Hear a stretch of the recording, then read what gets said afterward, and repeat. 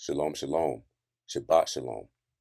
Receiving warning from Caesarea not to arrive at Jerusalem with people plotting death for not teaching traditions of men, neglecting the law, accusations, and determined to stop his so-called wrongdoings.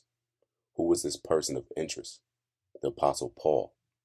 And with the Shabbat lesson, we will view the times of Paul.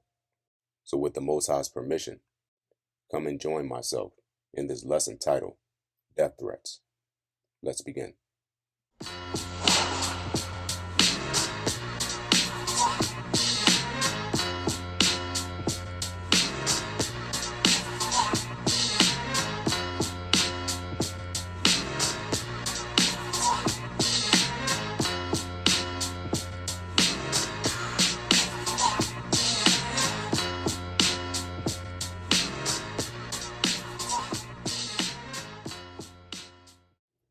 So we will begin in the book of Acts, chapter 21, starting our reading at verse 8.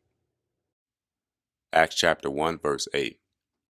And the next day, we that were with Paul's company departed, and came to Caesarea, and we entered into the house of Philip the evangelist, which was one of the 7, and abode with Philip, or him. And the same men had 4 daughters, virgins, which did prophesy about things that would happen in the future. And as we tarried there many days, there came from Judea a certain prophet named Agabus.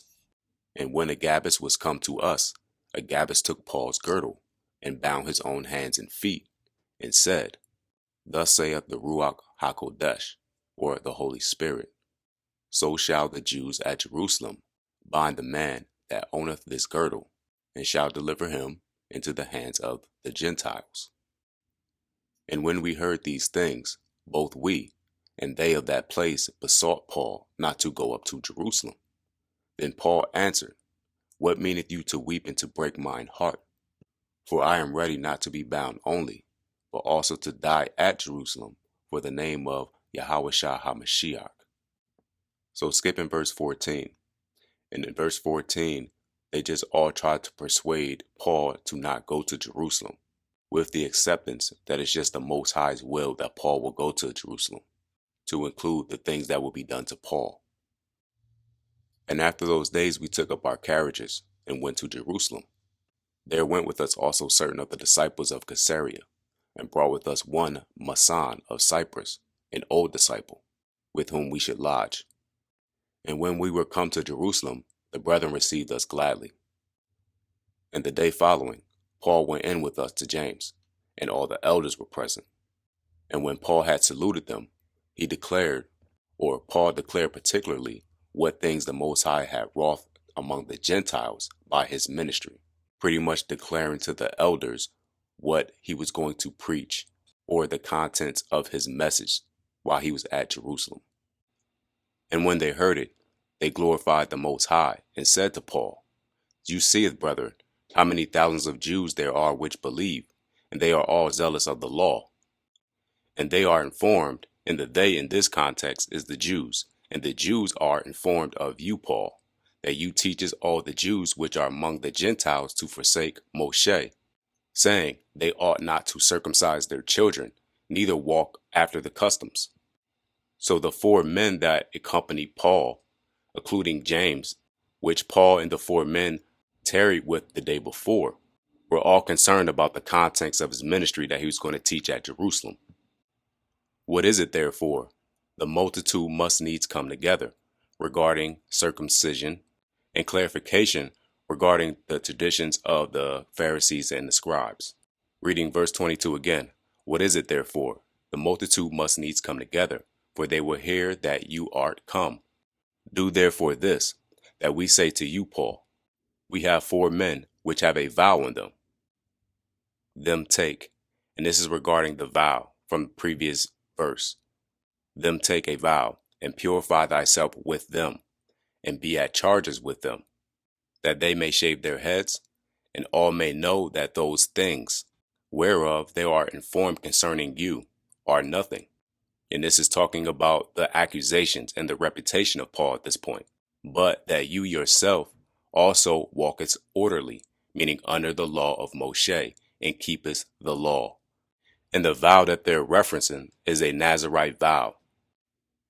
And when the 7 days were almost ended, the Jews which were of Asia, when they saw Paul in the temple, stirred up all the people, and laid hands on Paul, crying out, Men of Israel, help!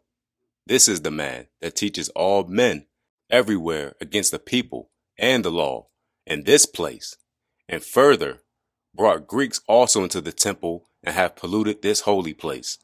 So because again the reputation and accusations of Paul teaching against the law of Moshe about circumcision and bringing unholy things into the temple at Jerusalem, the Jews of Asia, they eventually took matters into their own hands by putting hands on Paul.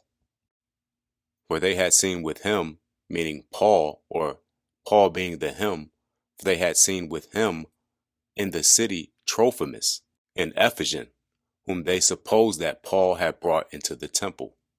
And all the city was moved, and the people ran together, and they took Paul and drew Paul out of the temple, and forthwith the doors were shut. And as they went about to kill Paul, tidings came to the chief captain of the band that all Jerusalem was in an uproar. Now verse 32 starts off or begins with the chief captain of the band. Now reading, whom immediately took soldiers and centurions and ran to them, meaning the Jews at the temple. And when the Jews saw the chief captain and the soldiers, they left beating of Paul. Then the chief captain came near and took Paul and commanded Paul to be bound with 2 chains, and demanded who he was and what he had done. And some cried one thing, some another, among the multitude. And when the chief captain could not know the certainty for the tumult, the chief captain commanded Paul to be carried into the castle. And when Paul had come on the stairs, so it was that Paul was borne on the soldiers for the violence of the people. For the multitude of the people followed after, crying, Away with him, or away with Paul. So it looks like that's all the time we have. And all praises to the Most High, YHWH Ha MESSIACH, the High Priest forever, after the order of Melchizedek. And until next time, Yah willing, Shalom Lechem.